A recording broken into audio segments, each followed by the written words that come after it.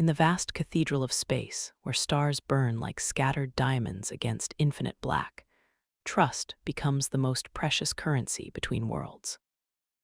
For 3 generations, humanity had reached beyond Earth's embrace, seeking not conquest, but partnership among the cosmic community. The Kox'el collective had answered that call with scaled hands extended in alliance, their sapphire-skinned diplomats speaking of mutual protection and shared destiny. But trust, like starlight, can die long before its absence becomes visible to those who depend on its warmth. Deep in the outer reach, where human colonies bloomed like defiant flowers on the edge of known space, Rayford Station hung in the void like a steel promise. Built as a monument to interspecies cooperation, the massive facility housed the most ambitious joint military exercise in galactic history. Human innovation merged with Kox'el grace, 2 species learning to fight as one against the encroaching darkness of the hegemony. The explosion that shattered that dream rippled through Rayford Station's lower decks like thunder beneath steel. And Staff Sergeant Colt felt every tremor through the deck plating beneath his boots. 23 years of human military training had taught him to read violence like poetry, the rhythm of destruction, the cadence of chaos, the way emergency lighting bathed corridors in crimson prophecy. This was not the controlled demolition of a training exercise. This was war arriving unannounced. Colt pressed himself against the bulkhead, his plasma rifle a familiar weight in hands that had learned to kill with precision across a dozen worlds. The corridor stretched before him like a metal throat, swallowing the echoes of distant screams and the metallic taste of recycled air, thick with smoke. 3 days ago, he had walked these same passages alongside Kox'el soldiers, sharing meals and tactical assessments with beings whose amber eyes held depths of ancient wisdom. Now those same corridors felt like hunting grounds. Emergency, klaxons wailed their electronic lament as Colt moved forward, each step calculated with predatory care. Chaos usually meant opportunity, and opportunity meant someone needed help. A philosophy that had kept him alive through conflicts that existed only in classified reports, on worlds whose names would never appear in history books. The thought drove him forward, even as tactical sense whispered warnings about proceeding alone through hostile territory. Around the curve ahead, voices reached him through the recycled atmosphere, not the familiar cadence of human speech, but the melodic, multi-tonal symphony of Kox'el communication. Their language flowed like liquid music, each word a harmonic blend of frequencies that spoke to senses humans barely understood. But beneath that alien beauty, Colt detected something that made his spine straighten with instinctive alarm. Fear. He had learned to recognize terror in a dozen different species during his tour through the outer sectors, had heard it in the death songs of crystalline ethereals and the subsonic keening of methane-breathing gravari. Fear, it seemed, was the one truly universal language, and the Kox'el voice ahead carried its unmistakable signature. Colt crept to the corner with movements honed by countless battlefield encounters. His augmented vision automatically adjusted to the corridor's lighting as he peered around the bend. Tactical overlays painting potential threat vectors across his field of view.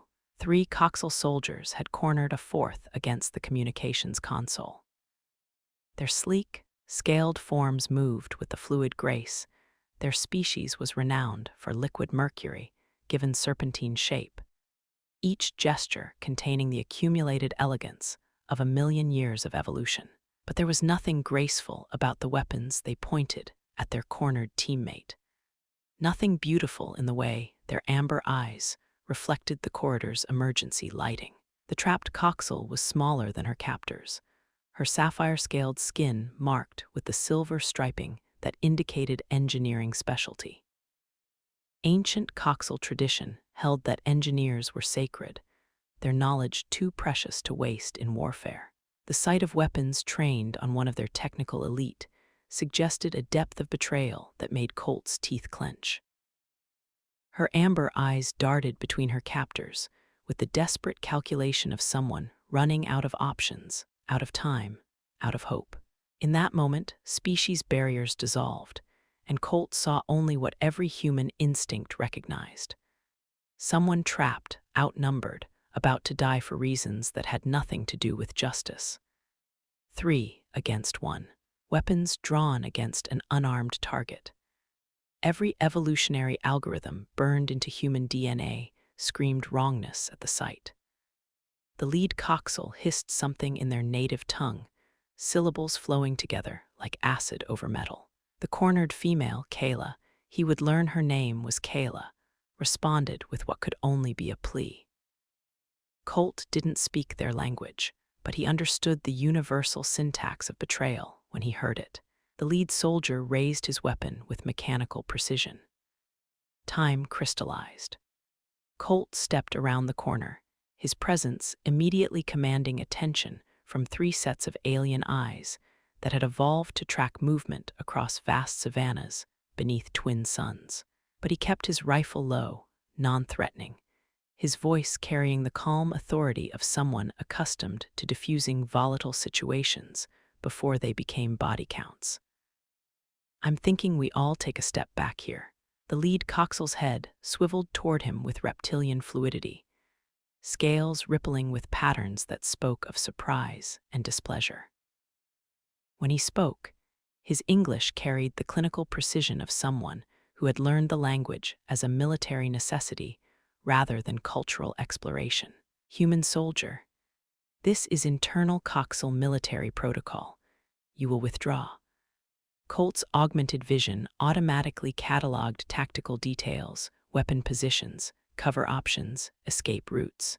But his eyes kept returning to the cornered female, to amber orbs that met his gaze for a heartbeat and held something that decided everything for him.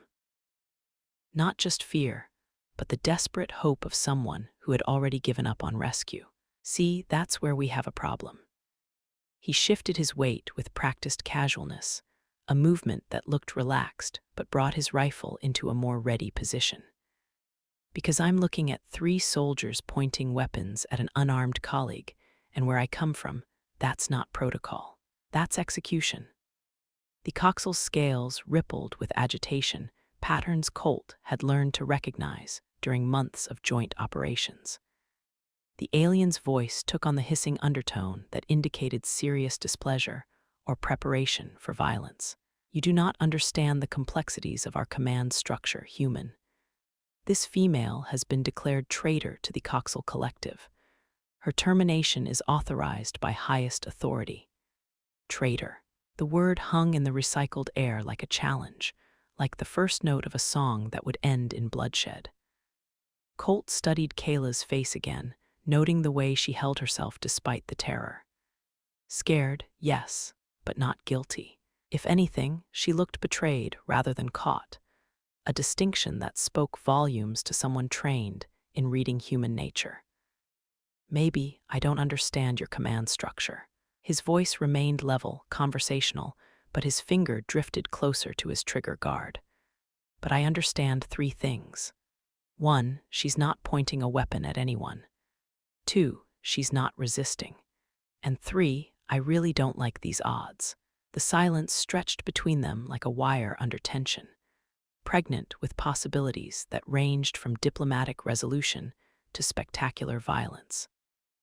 Emergency lighting pulsed in mechanical rhythm, painting the corridor in shades of warning. Kaela spoke suddenly, her voice carrying the lilting accent of her species, musical syllables that transformed harsh consonants into something approaching poetry. Please. They say I am traitor, but I only discovered truth. The collective leadership, they negotiate surrender to the hegemony.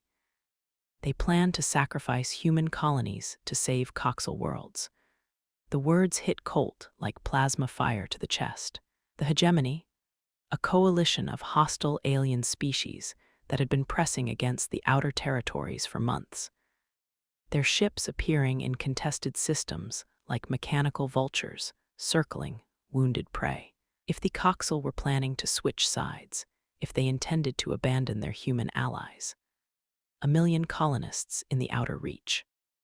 Families who had volunteered for frontier life, children born under alien stars, entire communities that depended on Kox'el naval support for survival. The lead soldier's weapon swung toward Kaela with lethal intent, decision crystallizing into action. She whispered something that sounded like a name, her own name, and Colt realized she was identifying herself, not to him, but to whatever record would remain of this moment. Time slowed to the crystalline clarity that came with combat, that diamond-sharp focus, where milliseconds stretched into eternity, and every detail burned itself into memory with perfect clarity. Colt's rifle came up as his finger found the trigger, muscle memory, and training taking over from conscious thought. The first Kox'el soldier was already turning toward him, weapon tracking with inhuman speed, when the plasma bolt took him center mass. Scales flared bright amber. Energy discharge painting the corridor in brief starfire before he collapsed in a tangle of limbs that no longer responded to neural commands. The second soldier's shot scorched the air inches from Colt's head, close enough that he felt superheated atmosphere singe the hair at his temples. He rolled behind a support beam as return fire followed immediately, 2 quick bursts that sent the alien diving for cover behind a maintenance panel. The third soldier tried to circle around, using Kox'el agility to gain tactical advantage, but Colt was already moving. Years of joint exercises had taught him their patterns, their preferences for mobility over static defense. They fought like liquid mercury given predatory intent, relying on speed and grace to avoid incoming fire. It made them predictable in enclosed spaces. The circling soldier exposed himself for a crucial half-second as he tried to get an angle on Colt's position. The human's shot took him in the shoulder, spinning him around and sending his weapon clattering across deck plating with metallic percussion. The wounded alien hit the wall and slumped, clutching his injured arm while amber blood seeped between scaled fingers. The remaining soldier was already retreating, speaking rapidly into his communicator with the desperate urgency of someone calling for backup. Colt caught enough words to understand the essential meaning: reinforcements, human interference, immediate response required. The alien disappeared around the far corner like smoke, leaving his wounded comrade behind. Colt turned toward the communications console, his rifle still ready but no longer aimed at immediate threats. Kaela remained pressed against the interface, but her amber eyes had shifted from desperate fear to something approaching wonder, the expression of someone witnessing impossibility made manifest. When she spoke, her voice carried a note of bewilderment that transcended species barriers. You risked your life for mine, but we have known each other for only days. Your species confuses me, human. Colt moved to the wounded Kox'el soldier and quickly secured the alien's remaining weapons, his movements efficient but not cruel. The wound wasn't life-threatening, but it would keep the soldier down for the immediate future. Medical attention could wait until more pressing matters were resolved. He turned back to Kaela, noting how she held herself, straight-backed despite her fear, intelligent eyes already assessing their tactical situation, with the professional competence of someone trained to solve problems under pressure. Name's Colt, and you're right, we don't know each other well. But I know what I saw, and I don't leave teammates behind. Kaela's head tilted in the characteristic way Kox'el displayed when processing new information, a gesture that spoke of neural pathways evolved to consider multiple variables simultaneously. Teammates, but I am not human. My species may have betrayed yours. Logic suggests you should consider me a potential threat. Maybe. Colt checked his rifle's charge indicator and began moving toward the exit, his body automatically falling into the tactical patterns that had kept him alive across multiple theaters of war.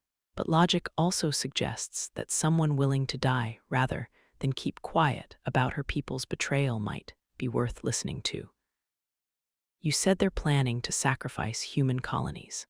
The facility's alarm system suddenly blazed to life, filling the corridor with strobing amber light that painted everything in urgent, mechanical warning. Kaela's scales rippled with patterns Colt was learning to interpret, this one suggesting barely controlled panic mixed with desperate determination.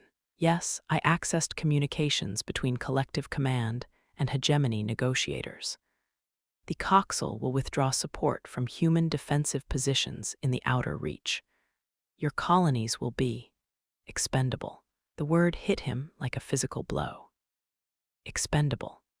1,000,000 human lives reduced to acceptable losses in someone else's strategic calculation. Children and families transformed into statistical variables in an equation balanced with Kox'el survival.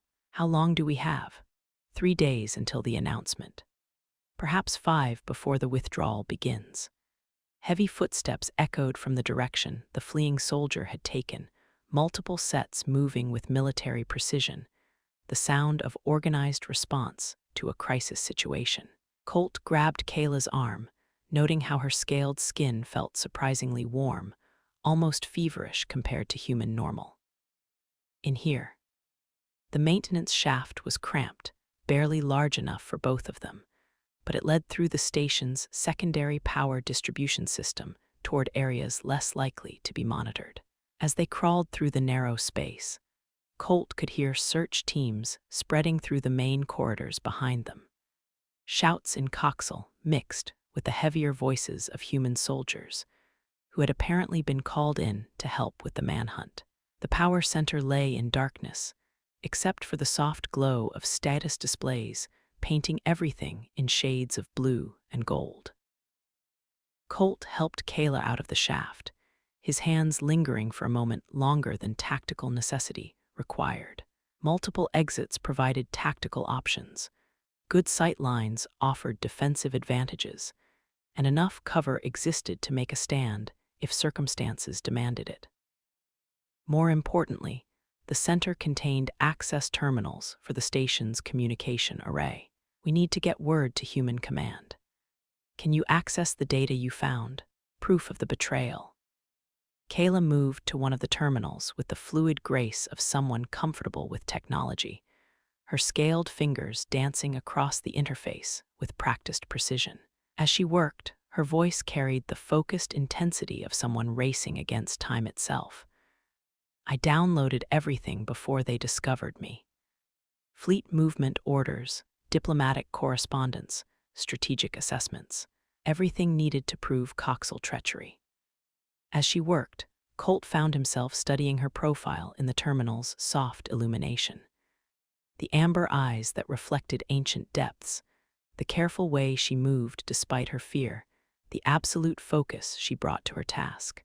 There was something about her concentration that reminded him of the best soldiers he had served with, people who could function under extreme pressure, because something larger than themselves depended on their success.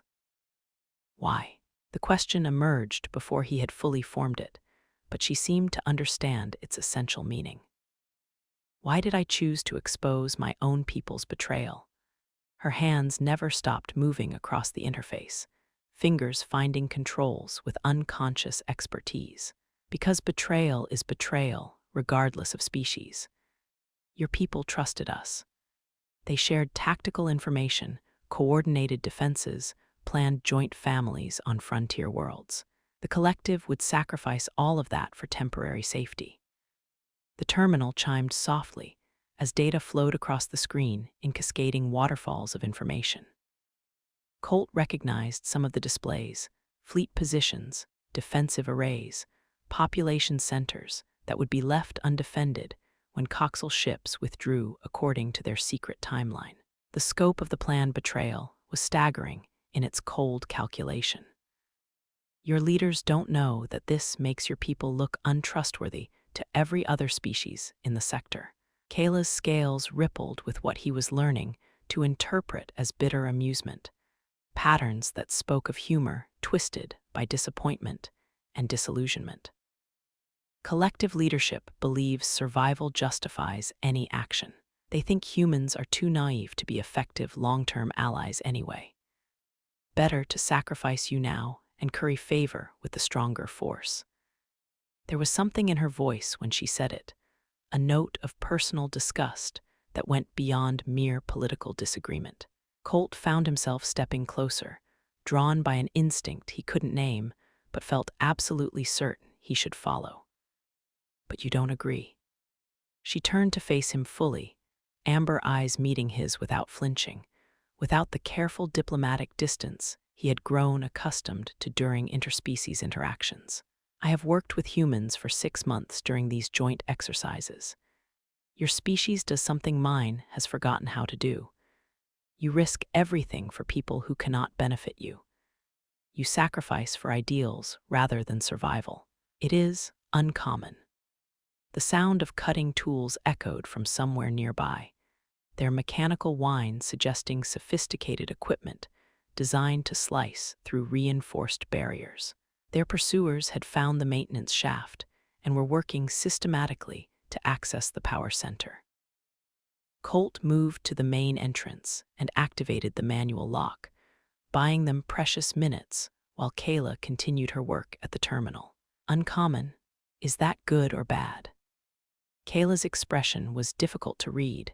Kox'el emotional displays operated on frequencies human perception could only partially decode. But when she spoke, her voice carried something that might have been wistfulness, tinged with the kind of regret reserved for roads not taken. "Among my people, it would be considered inefficient, dangerous, a weakness that leads to extinction. But watching your people work, seeing how you function as teams, how you care for those who cannot contribute to your own survival. I think perhaps my people are wrong about what makes a species strong." The cutting sounds grew louder, more urgent. Whatever they were using was making rapid progress through reinforced barriers designed to withstand everything from plasma fire to decompression events. Colt checked his rifle again and counted his remaining power cells, 3 full charges, maybe enough for a fighting retreat if they could reach the shuttle bays. "Is the data transfer complete?" "Nearly. Another 30 seconds. 30 seconds they might not have." The door was beginning to glow around the edges, where cutting tools worked with mechanical persistence. Colt made a decision that would have seemed insane to any tactical manual, but felt absolutely right in ways that transcended logic. "When this is over, when we get the data to human command and stop the betrayal, what happens to you?" Kaela's hands stilled on the interface for a moment, amber eyes reflecting depths of calculation and acceptance. "I will be executed as a traitor. If I am fortunate, it will be quick. Not if I have anything to say about it." The words surprised him with their intensity, with the fierce protectiveness they carried, but he didn't take them back. Something about this female Kox'el had triggered every protective instinct evolution, had burned into human DNA. The same impulses that made humans throw themselves into burning buildings to save strangers, that drove them to adopt orphaned animals and defend the innocent against overwhelming odds. Maybe it was the way she had stood up to 3 armed soldiers rather than stay silent about the betrayal. Maybe it was the bitter sadness in her voice when she talked about her people's pragmatic calculations.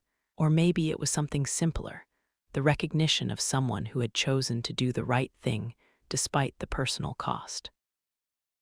Kaela turned to stare at him with an expression that cycled through surprise, hope, and something approaching wonder.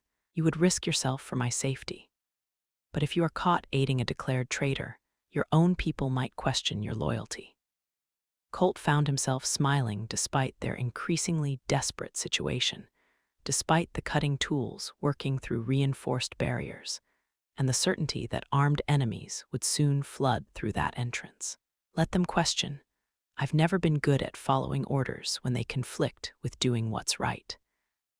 The door's locking mechanism finally gave way with a sound like breaking thunder.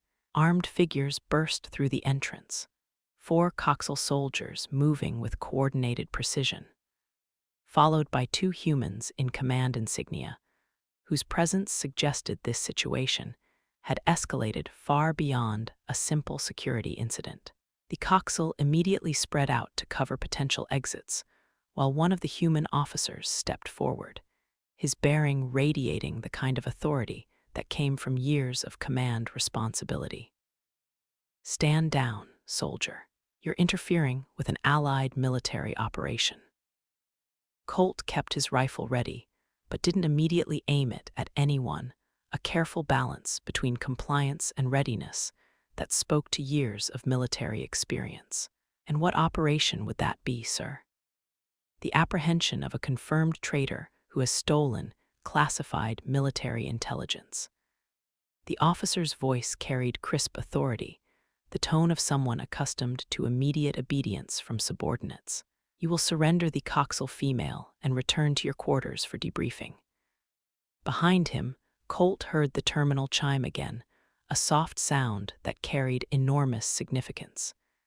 The data transfer was complete. Now they just had to survive long enough to ensure it reached the right people. "Before I do that, sir, I'd like to see the authorization for this operation. Because the intel this female accessed suggests our Kox'el allies are planning to leave us exposed to hegemony attack." The lead Kox'el soldier hissed something in his own language, syllables that carried obvious displeasure and growing agitation. The human officer's expression hardened with the kind of skepticism reserved for subordinates who had overstepped their authority. "That's a serious accusation, soldier. Do you have proof?" Kaela spoke from behind him, her voice carrying across the power center with startling clarity and absolute conviction. "I have complete records of communications between collective command and hegemony negotiators. Strategic withdrawal plans that will expose 17 human colonies to attack. Population estimates showing acceptable losses to achieve Kox'el security objectives." The room fell silent, except for the omnipresent hum of power conduits and life support systems. The human officers exchanged glances loaded with implications, and Colt saw doubt creeping into their expressions. The first crack in whatever narrative they had been told about this situation. The lead Kox'el soldier stepped forward, his weapon trained on Kaela with obvious intent, scales rippling with patterns that spoke of barely controlled aggression. "The female lies. She is a known terrorist who creates false evidence to destabilize alliance." Colt shifted his position to block the alien's line of fire, his movement casual but absolutely determined. "Then you won't mind if we verify that with human intelligence, right? Let them examine the data, confirm it's legitimate." For the first time, the Kox'el soldier's composure cracked visibly. His scales rippled with agitated patterns as he spoke rapidly to his companions, words that carried the unmistakable tone of someone whose carefully laid plans were falling apart. The human officer raised his hand for silence, authority cutting through rising tension. "This situation is beyond my authority level. We'll need to involve sector command for proper analysis." The lead Kox'el's weapon swung toward the human officer with mechanical precision, scales flaring with patterns that spoke of desperate calculation. "There will be no analysis. The terrorist dies now, and the false evidence dies with her." Time crystallized again into that diamond-sharp clarity Colt recognized from a dozen battlefields across as many worlds. The alien's weapon was tracking toward the human officer, but Colt was already moving, muscle memory and instinct taking over from conscious thought. His rifle came up as his finger found the trigger, plasma charge building to lethal intensity in microseconds that felt like hours. The bolt caught the Kox'el soldier's center mass, scales flaring brilliant orange before he collapsed in a tangle of limbs that would never move again. The power center erupted into chaos as remaining Kox'el soldiers engaged with human officers who had suddenly realized their supposed allies were pointing weapons at them. Energy bolts filled the air like lethal fireflies, painting walls with scorch marks and filling the atmosphere with the ozone scent of discharged plasma. Colt rolled behind a power conduit as return fire scored the air above him, close enough to feel superheated atmosphere sing past his face. One of the human officers was down, clutching his shoulder where a Kox'el shot had found its mark, his face twisted with pain and disbelief. The remaining officer was taking cover behind another console, his weapon tracking between multiple targets with the professional competence of someone trained for exactly this kind of nightmare scenario. 3 Kox'el soldiers remained, and they were using their species' natural agility to devastating effect in the confined space. But they were fighting opponents who knew the terrain, who had trained in these corridors for months. More importantly, they were fighting against humans, who had just realized their supposed allies had been planning to sacrifice 1 million colonists for strategic advantage. The firefight lasted 90 seconds that felt like 90 hours. When it ended, 2 Kox'el soldiers were down, and the third was wounded but mobile, speaking rapidly into his communicator, while amber blood streamed from a plasma burn across his ribs. The surviving human officer approached Colt's position, his weapon lowered but ready, his expression cycling through shock and grim determination. "I'm Commander Hayes, Station Security. It appears your intel about Kox'el intentions was accurate." Colt helped Kaela to her feet, noting how she stayed close to his side despite the end of immediate danger, a proximity that felt natural rather than tactical. "The data's all there, Commander. Communications, fleet movements, strategic assessments. Everything needed to prove the collective's planning to hang us out to dry." Hayes nodded with the grim acceptance of someone whose worldview had just shifted on its axis. "We'll need to get this to Sector Command immediately. But first, we need to secure the station. If the Kox'el are willing to shoot human officers to stop this information from getting out, they're likely to take more drastic action." As if summoned by his words, the station's intercom crackled to life with electronic feedback that cut through ambient noise like a blade. A Kox'el voice, speaking accented but perfectly clear English, filled the power center with words that changed everything. "Attention all personnel. Due to security concerns, this facility is now under Kox'el collective authority. All humans will report to designated holding areas for processing." Hayes cursed with the creativity that came from years of military service across multiple deployments. "Looks like they're accelerating their timeline. Can you get that data transmitted off-station?" Kaela moved back to the terminal, her scaled fingers flying across the interface with desperate urgency. "I can route it through the emergency communication array, but transmission will alert them to our exact location." "Do it." Hayes activated his communicator, his voice carrying across multiple channels. "This is Commander Hayes to all human personnel. Condition red. Kox'el forces have turned hostile. Implement containment protocols immediately." The response was immediate and grim. Reports flooded in from across the station. Kox'el soldiers had begun systematically detaining human personnel, claiming security necessities, while herding them toward areas that sounded suspiciously like holding cells. Several human officers who had resisted were reported injured or missing. Colt checked his weapon and moved toward the main entrance, his body automatically falling into defensive positions honed by years of combat experience. "How long for the transmission?" 2 minutes. But Kox'el forces will triangulate our position within 30 seconds of initiation. Then we hold for 2 minutes. Hayes joined him at the entrance, examining the corridor beyond with professional assessment. "After that, we fall back to the shuttle bays and get off this station." The plan was simple, desperate, and completely dependent on 3 people holding off whatever force the Kox'el sent against them. Colt found himself grinning despite the odds. He had been in worse situations, though admittedly not many that involved the complete collapse of interspecies alliance. Transmission initiating now. Kaela's voice carried across the power center like a lifeline. Signal is strong. Human Sector Command should receive full data package within 90 seconds.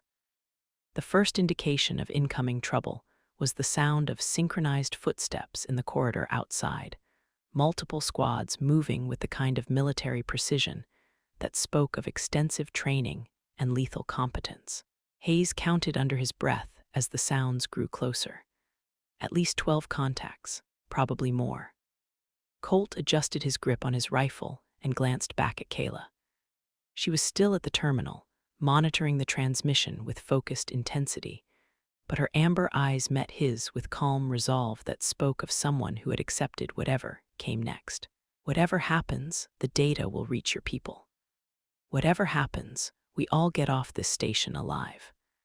The words carried more conviction than tactical sense warranted, but sometimes conviction mattered more than logic. Sometimes you just had to decide that failure wasn't an option and let everything else work itself out according to whatever cruel mathematics governed survival.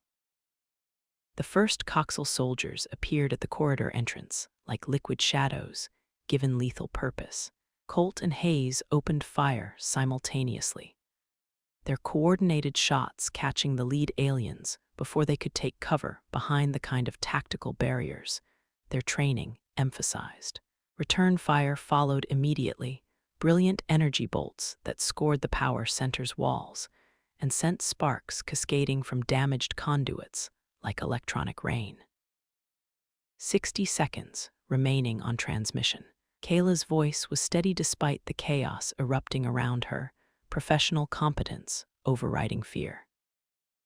The Kox'el pressed their attack with the fluid coordination their species was renowned for throughout the galaxy. They moved like a single organism distributed across multiple bodies, each soldier's position complementing the others in tactical harmony that created overlapping fields of fire. It forced the humans deeper into cover, but Colt had fought alongside Kox'el forces for months. He knew their patterns, their preferences, their tactical doctrine. Hayes, covering fire on my mark. He waited for a lull in the incoming barrage, timing based on Kox'el reload cycles he had memorized during joint exercises. Mark. He sprinted across the power center as Hayes laid down suppressing fire, reaching a control panel that managed the facility's power distribution systems. His fingers found the emergency shutdown sequence, and suddenly half the power center plunged into darkness. The Kox'el attack faltered as their enhanced vision, adapted for the bright daylight of their homeworld's twin suns, struggled with sudden darkness. Human eyes, evolved for twilight hunting on ancient African plains, adapted faster to the changed conditions. Colt and Hayes pressed their advantage, their return fire finding targets that were momentarily blind and vulnerable. 30 seconds. Kaela's voice carried a note of triumph that cut through the chaos. Transmission is nearly complete. The remaining Kox'el soldiers regrouped with professional efficiency, their superior numbers beginning to tell despite the temporary disadvantage. Energy bolts filled the air like lethal fireflies, and Colt felt one score across his shoulder. A line of burned fabric and singed skin that would have been lethal if his timing had been off by inches. Hayes grunted as another shot grazed his leg, leaving a smoking furrow in his uniform, but kept firing with mechanical precision. Transmission complete. Kaela abandoned the terminal and sprinted toward their position, her natural agility allowing her to reach cover just as a concentrated barrage erupted where she had been standing. Now we run. Hayes was already moving toward the secondary exit, his injured leg slowing him but not stopping forward momentum. They fought a running battle through Rayford Station's secondary corridors, using maintenance passages and service tunnels to avoid the main Kox'el search teams that were spreading through the facility like antibodies, responding to infection. The station's layout worked in their favor. It had been designed primarily for human use, with narrow passages that favored individual movement over the large-scale deployment, tactics the Kox'el preferred. The shuttle bays were guarded, but lightly. 2 Kox'el soldiers at the main entrance, their attention focused on primary approach routes while they monitored communication frequencies for updates on the manhunt. Colt and Hayes flanked them while Kaela created a distraction by triggering a false emergency signal from a maintenance panel. Exactly the kind of technical competence that made engineers so valuable to any military operation. The guards responded to the alarm exactly as tactical doctrine predicted, moving to investigate the supposed crisis with weapons ready and attention diverted. Colt and Hayes took them from behind, quick and quiet, their movements coordinated by months of joint training. Within minutes, they were aboard one of the station's courier shuttles, Hayes in the pilot's seat, while engines warmed for immediate departure. Kox'el patrol ships. Hayes watched his tactical display as contacts appeared around the station like mechanical predators scenting blood. They're moving to intercept. Can you outrun them? Not outrun. But I can outfight them if they don't expect resistance from a courier shuttle. The shuttle launched from Rayford Station with minimal ceremony, its small size and civilian configuration allowing it to clear the immediate defense perimeter before anyone realized what was happening. But the Kox'el patrol ships were already moving to intercept, their sleek forms cutting through space with predatory grace. Hayes pushed the shuttle's engines to maximum power, coaxing every ounce of speed from the small craft, while Colt monitored the tactical display. Beside him, Kaela worked at the communications station, sending confirmation signals to Human Sector Command. They're gaining on us. Colt watched the patrol ships close the distance with mechanical inevitability. 2 minutes to intercept. Signal confirmed by Sector Command. Kaela's voice carried tired satisfaction mixed with something approaching peace. They have received all data and are implementing emergency protocols. Then we did it. Hayes adjusted their course toward the nearest human naval station, his hands steady on controls despite pursuing ships that could reduce their shuttle to expanding plasma. Even if these patrol ships catch us, the intel got through. The first energy bolts from the pursuing ships lit space around them like deadly stars.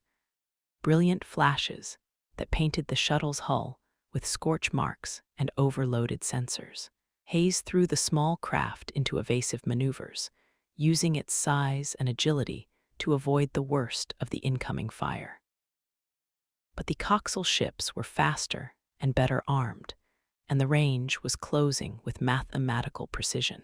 Colt found himself studying Kaela's profile as she continued working at her station, maintaining that same calm focus he had first noticed in the power center.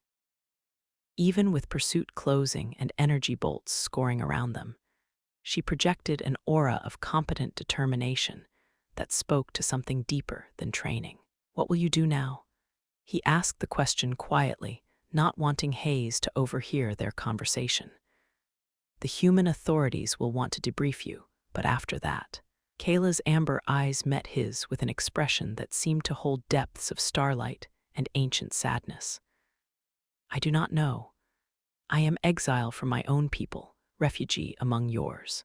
Perhaps there is place for former enemy who chose conscience over loyalty." Enemy. The word felt wrong somehow, like using the wrong frequency to describe a complex harmonic. Colt couldn't think of her as an enemy, not after watching her sacrifice everything to warn them about the betrayal. If anything, she felt like the most reliable ally he had ever worked with. "You're not an enemy. You're someone who chose to do the right thing when it mattered." The shuttle shuddered as a near miss from the pursuing ships overloaded its port shields. Energy discharge painting the cockpit in brief strobing light. Hayes was pushing the small craft beyond its design limits, but the Kox'el were still gaining ground with relentless precision. Contact on long-range sensors. Hayes's voice carried sudden hope that cut through mechanical stress alerts. Human naval patrol, inbound at high speed. The tactical display showed new contacts approaching from the direction of the nearest human naval station. A full destroyer escort moving to intercept the Kox'el pursuit, with engines blazing at maximum power. The alien ships would have to choose between completing their attack on the shuttle and engaging a superior human force with weapons designed for ship-to-ship combat. They chose discretion over valor. The Kox'el patrol ships altered course, abandoning their pursuit in favor of retreat toward their own territory, while human destroyers formed a protective formation around the small shuttle. The commanding officer of the escort, Captain Morrison, was waiting for them when they docked at Homestead Naval Station. A tall woman with iron-gray hair and the bearing of someone accustomed to making decisions that affected thousands of lives, she listened to their report with professional attention that missed nothing. The intelligence you've provided confirms our worst suspicions about Kox'el intentions. She addressed her words to all three of them, but her gaze lingered on Kaela with obvious calculation. Your warning has given us time to reinforce the outer reach colonies and adjust our defensive positions. Kaela straightened under the scrutiny, her scaled skin reflecting the station's lighting in patterns that spoke of dignity maintained despite circumstances. I did only what conscience required. My people's betrayal would have cost many lives. Morrison nodded slowly, her expression cycling through respect and strategic assessment. Conscience is a rare quality in military alliance. The question now is what happens next. The Kox'el Collective has essentially declared war by their actions aboard Rayford Station. The political implications were staggering in their scope. A complete breakdown of the human Kox'el alliance would reshape the entire balance of power in the sector, forcing other species to choose sides, while the hegemony undoubtedly exploited the chaos to advance their own territorial ambitions. What about her? Colt gestured toward Kaela with an intensity that surprised him. She's the one who made this possible. She deserves protection, not exile. Morrison studied both of them with sharp eyes that spoke of years spent reading human nature under stress conditions. The Kox'el have already declared her a traitor and terrorist. We can offer asylum, but she'll essentially be stateless. No returning to Kox'el territory, ever. Kaela's scales rippled with patterns that spoke of acceptance tinged with inevitable sadness. I understood the cost when I chose to act. A life of exile is better than a life complicit in betrayal. But Colt found himself stepping closer to her, an unconscious movement that felt as natural as breathing, as inevitable as gravity. It doesn't have to be exile. It could be opportunity. The words surprised him, but felt right as soon as he spoke them. He had watched this woman sacrifice everything rather than stay silent about injustice, had seen her work with calm competence under pressure that would break most people. Most importantly, he had experienced that indefinable sense of rightness that came from working with a true partner. Morrison's eyebrows rose slightly, professional curiosity mixing with personal amusement. Are you suggesting what I think you're suggesting, soldier? Colt met the captain's gaze steadily, conviction replacing uncertainty. I'm suggesting that someone with her skills and moral compass would be valuable to any human military unit, and I'm volunteering to sponsor her application for Alliance citizenship. The process would be complex, requiring extensive background checks and political clearances that could take months to complete. But it was possible, especially given her role in exposing the Kox'el betrayal. More importantly, it would give them a reason to stay together, to continue the partnership that had felt so natural from the beginning. Kaela turned to stare at him, amber eyes wide with something between hope and disbelief that transcended species boundaries. You would do this? Accept permanent responsibility for an alien refugee. Colt found himself smiling despite everything they had been through, despite the uncertainty of what came next. I told you, I don't leave teammates behind. That includes making sure they have somewhere to belong afterward. The silence stretched between them, filled with possibilities neither had dared to consider before this moment. Emergency lighting painted them in shades of amber and gold, creating an intimate space within the larger chaos of military procedure. Finally, Morrison cleared her throat with obvious amusement. Well, this is certainly irregular, but given the circumstances, I'm inclined to approve the sponsorship.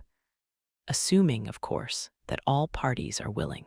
Kaela looked between Colt and the captain, her expression cycling through emotions he was still learning to read. When she spoke, her voice carried quiet wonder that spoke to depths of gratitude he could barely comprehend. I chose to betray my own people to warn yours of treachery. But you offer me not just safety, but belonging. Purpose beyond mere survival. Sometimes the right choice comes with unexpected rewards. Colt stepped closer, close enough that he could see the delicate patterns in her sapphire scales, close enough to feel the warmth that radiated from her skin. Sometimes doing what's right leads to discovering what's possible. The space around them seemed to contract to just the two of them, despite Morrison's presence and the bustle of the naval station beyond. Kaela's amber eyes searched his face, as if trying to decode some complex message written in frequencies only she could perceive. Your species continues to confuse me. She spoke softly for his ears alone. But perhaps that is not entirely unpleasant. The moment stretched between them, full of potential and the kind of quiet understanding that came from shared danger and mutual trust. They had started as strangers thrown together by circumstance, had become allies through necessity. Now, perhaps, they could become something more through choice. Morrison's voice broke the spell, though not unkindly. I'll have the paperwork drawn up for asylum and sponsored citizenship. In the meantime, you'll both be needed for extensive debriefing about Kox'el capabilities and intentions. The future spread before them, uncertain but full of possibility. The Kox'el alliance was broken. War with the hegemony seemed increasingly likely, and both human and alien worlds would face challenges that would test every bond of loyalty and trust. But Colt looked at Kaela, saw the way she held herself with quiet dignity despite having lost everything familiar, and felt something settle into place that had been restless for years. He had spent his career protecting human colonies and upholding alliance agreements. Now he had something more personal to protect, something worth the kind of loyalty that transcended species boundaries. Ready for the next mission? He asked her quietly, the question carrying implications that extended far beyond military service. Kaela's response carried the hint of what might have been a smile, an expression that transformed her features with possibilities he was only beginning to understand. With you as partner, I think I am ready for anything. Outside the station's viewports, stars wheeled in their ancient patterns, indifferent to the small dramas of trust and betrayal that played out among the species that claimed them. But inside the station, two beings from different worlds had found something rare and valuable. The kind of partnership that came from choosing each other despite every logical reason to remain apart. The galaxy might be heading toward war, but some bonds were strong enough to survive any storm.